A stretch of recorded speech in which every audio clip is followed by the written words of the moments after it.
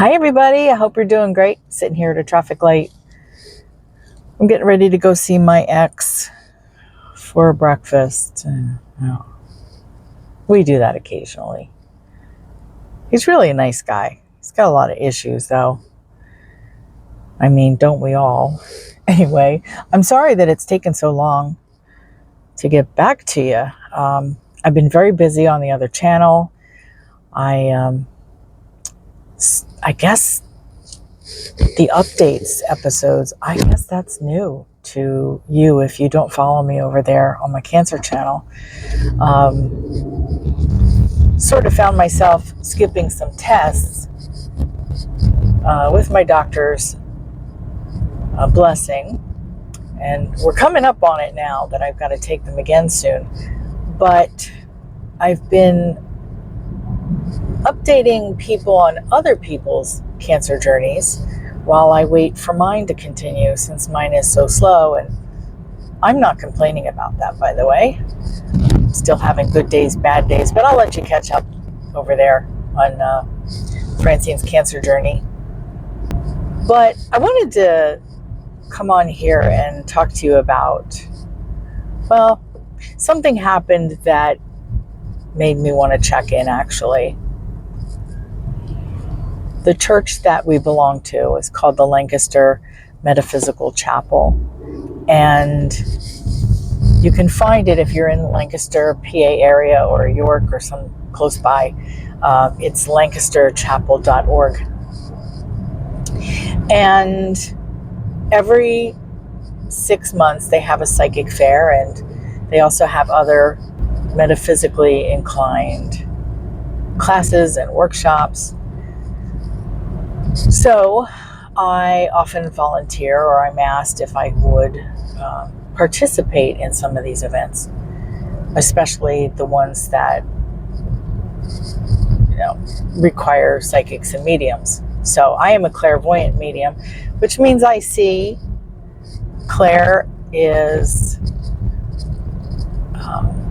clear, and voyant is French for the ability to see.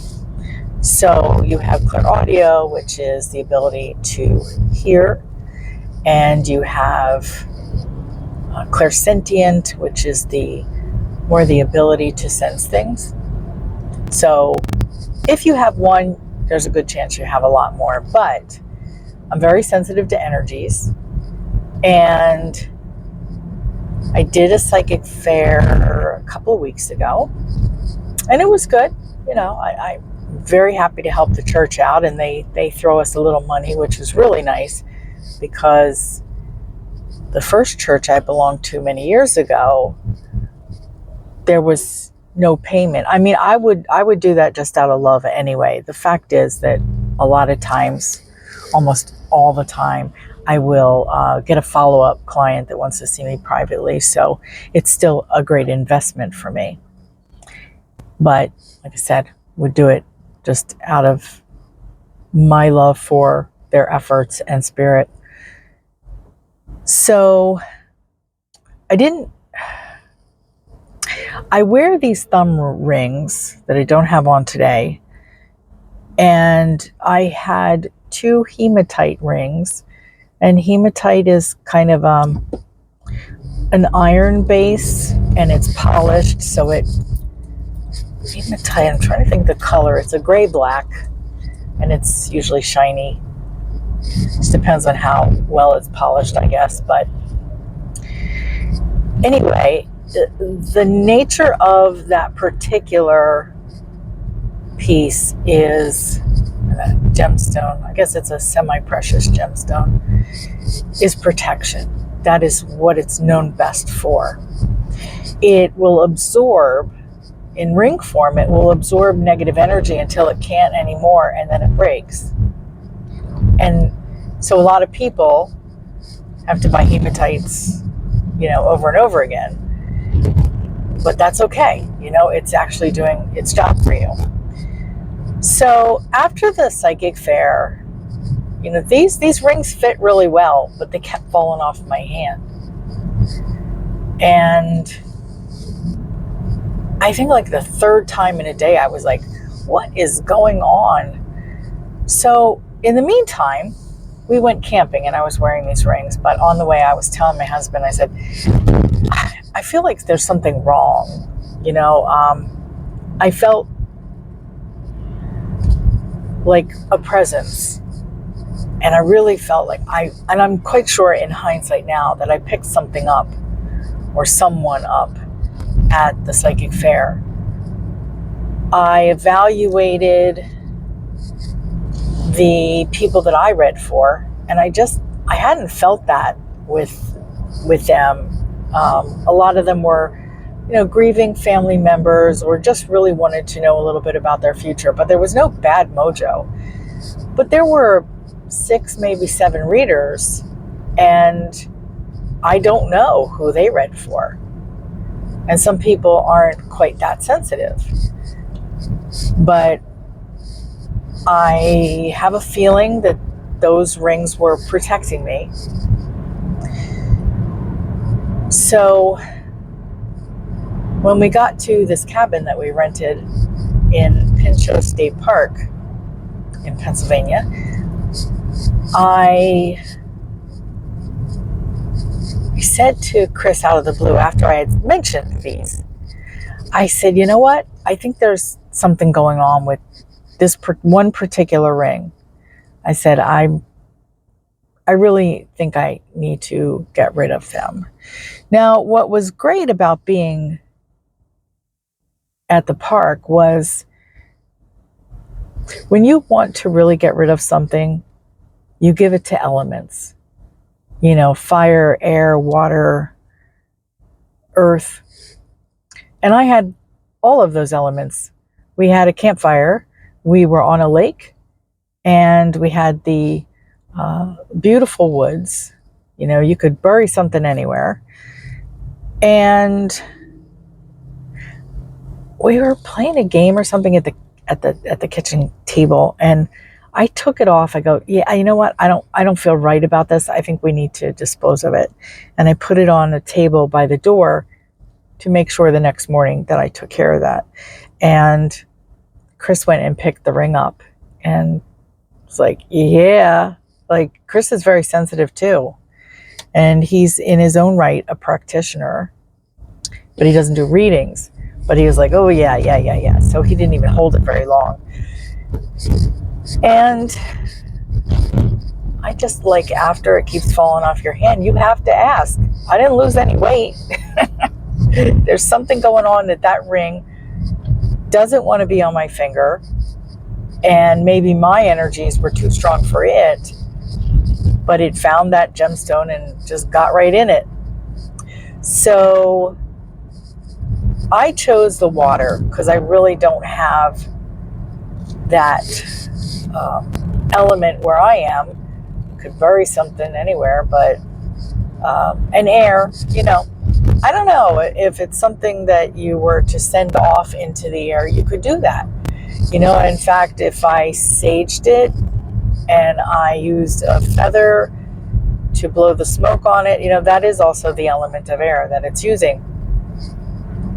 But I thought it would be better to just release it into the water.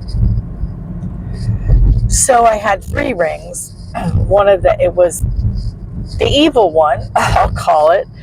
And then there was, just almost like a men's wedding band. It was just basically, I think it might be even aluminum. And then there was another one at the bottom. So I had stacked them up in 3. And I decided while I was there, I think that I didn't want to take a chance. So I decided at the last minute to let the other one go. I kept the aluminum one because it's nothing's going to go into that. So if you have I don't know. I don't even think that hematite is porous except for energy. If you were eating Cheetos, for instance, I don't think that the Cheeto dust would go into the ring. So it only really absorbs nature stuff, I guess. So I got rid of that. And I've gotten a lot of questions over the years about protection. And I wore the rings for protection, and I think it did protect me. Instead of breaking it, which I don't know why it didn't break, it just kept falling off my hand. And those are the things you need to pay attention to. If something happens over and over again, regardless of what it is, whether it's your health or whether it's just, a relationship you're in, you got to ask yourself, why does this keep happening? And what can I do about it, But as far as spiritual energy, you got to go with your gut sometimes too. You always have to go with your gut. At the psychic fair was someone who, I could tell you the role they play, but I don't really want to disclose any personal information. But they were having some vivid dreams lately and kind of nightmarish. And I asked them, do you have crystals in your house? Now, I didn't think I walked out with anything that this person was throwing off at all, and I don't really feel like they had any spirit attachments. But he said that he had a lot of crystals in the house. So I thought maybe that was a good talking point to let you know. Crystals, clear quartz, for instance. I want you to see that as a magnifying glass, something you can see through. It will magnify other stones. I don't think I was near any quartz or anything, and I might have been at the church because they do have several crystals around. Not that many. This guy, I had a feeling, had a big collection, and they could probably use a cleansing. But you do have to be careful what you put with certain gems, certain combinations, I should say. Quartz can be wonderful if you're in a good mood. It can elevate whatever you feel emotionally. And I think that it's important to recognize that. And a quick side story. My first husband and I frequented New Hope, Pennsylvania. If you're familiar with that, it's a very artsy village community, and I love it there. They do have a witch store, and people when I was younger go, "Oh, don't go there, don't go," and I just laugh. That's the place I want to be, right? But I realized after a few trips, we were arguing. Like almost every trip we went, we had an argument. And I finally realized every time we had an argument, we were very close to that store. Nothing to do really with the practitioner who ran the store, I don't think. And I don't even think I ever met that person. But I think it had a lot to do with the products they had. I think there were a lot of negative crystals, maybe, combinations that weren't working. And I don't think it made us divorce. But I do think that, especially as I was developing, I was kind of ignorant to a lot of that.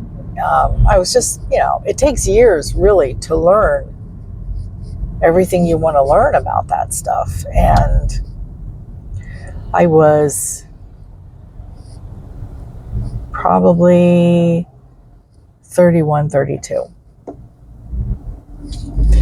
And now I'm almost like twice that age. So I think it's just important to educate yourself. If there's something weird going on in your house or something like that, black stones in general are very protective.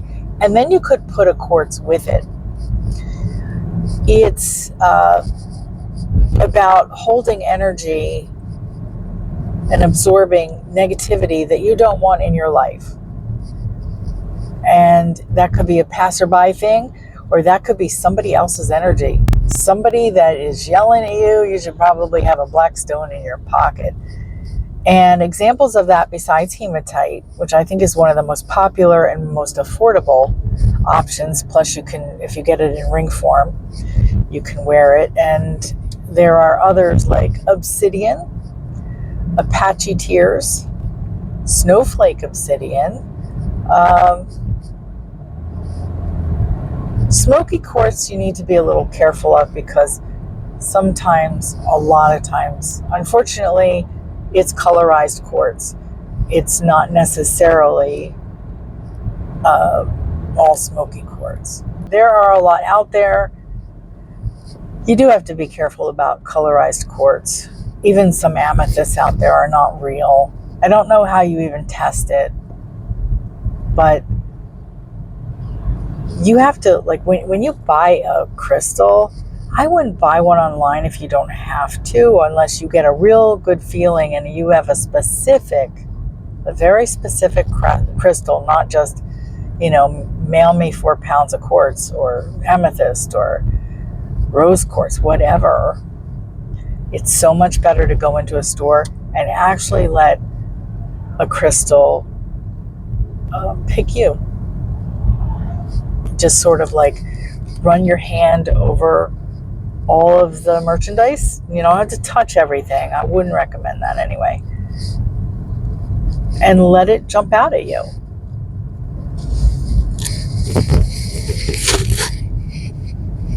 And then take it home and cleanse it.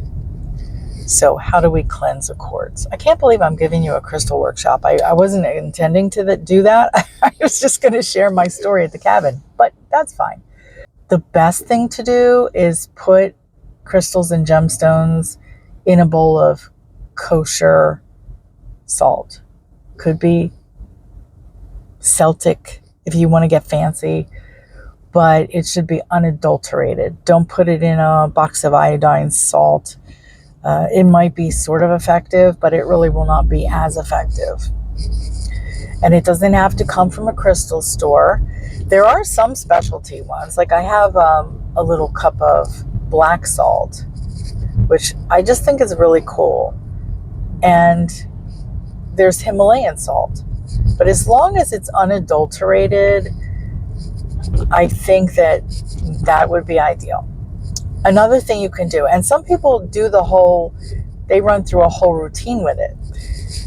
Bury it in a bowl of salt overnight. Maybe it's too big for that. Then what you want to do, and either way, you could still do it in either case. Wait till a nice thunderstorm is coming and put it out on a patio or a deck. You can even keep it inside by a window if you're like in an apartment or something.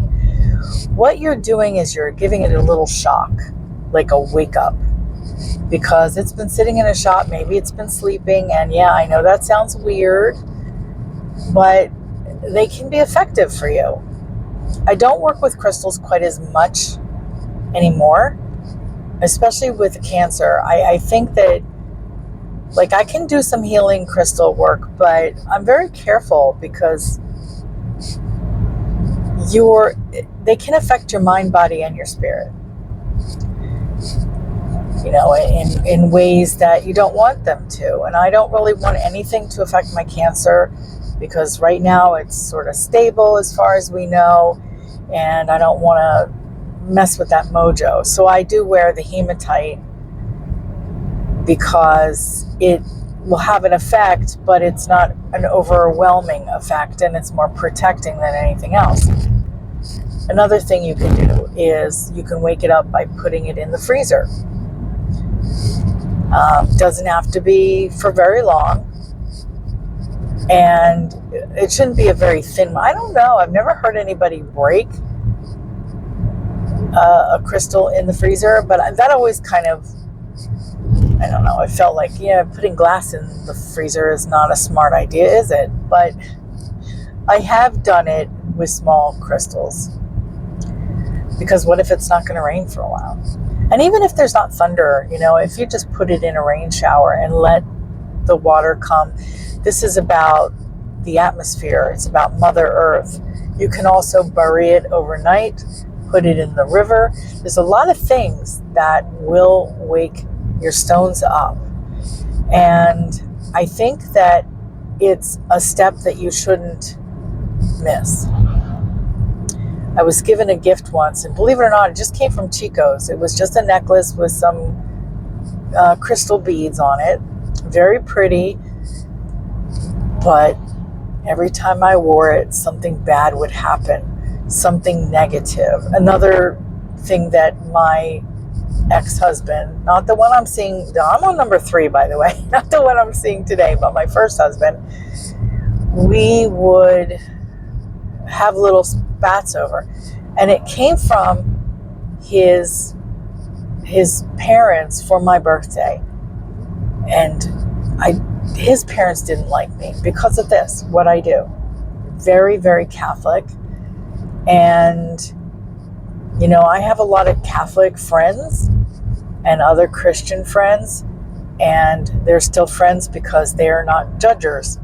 But I think that my in-laws were judgers to the nth degree. And then add the fact that one of these people talking to the devil is with their son. So I kind of get that. I think they were wrong, but I kind of get it. So we ended up putting this in a jar and filled it with salt. We tried to clean it. We buried it. We did all of these things to take away that negative energy. But it could have just been the combination of the stones.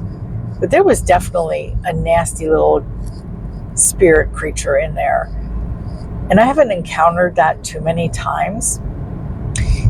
But the most important thing is to recognize it. What we ended up doing was we got instructions and we took it to a riverbed and dug up some stones and put it under there, and we left. So I don't know. It's probably still there, over 30 years later. Yeah, it worked. Everything was good. Of course, we still got divorced, obviously. But I don't think that I'm going to blame any kind of crystal situation or witch store on that. He was just an asshat. Okay, it's a whole different story.